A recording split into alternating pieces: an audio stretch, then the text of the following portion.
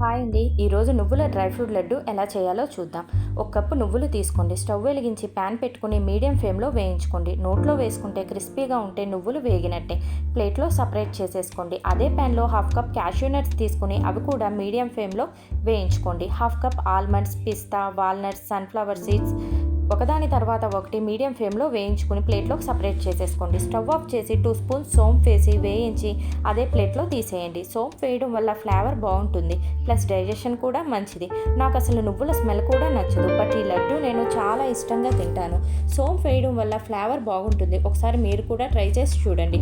వేయించినవన్నీ mixie పట్టేయండి. అదే జార్లో బెల్లం వేసేసి మిక్సీ పట్టేయండి. మొత్తం బౌల్లోకి తీసుకుని రెండూ కలిపి లడ్డు చేయండి. మిక్సీ జార్లో నుండి తీసిన వెంటనే లడ్డు చేసేయండి. ఆరాక లడ్డు అవదు. ఈ నువ్వుల డ్రై ఫ్రూట్ లడ్డు రోజుకొకటి తీసుకుంటే చాలా ప్రాబ్లమ్స్కి చెక్ పెట్టేయచ్చు. టేస్టీ రెసిపీ, ఒకసారి ట్రై చేసి చూడండి. నా వీడియో కనుక మీకు నచ్చినట్లయితే లైక్ చేయండి, షేర్ చేయండి, సబ్స్క్రైబ్ చేయండి. Thank you so much.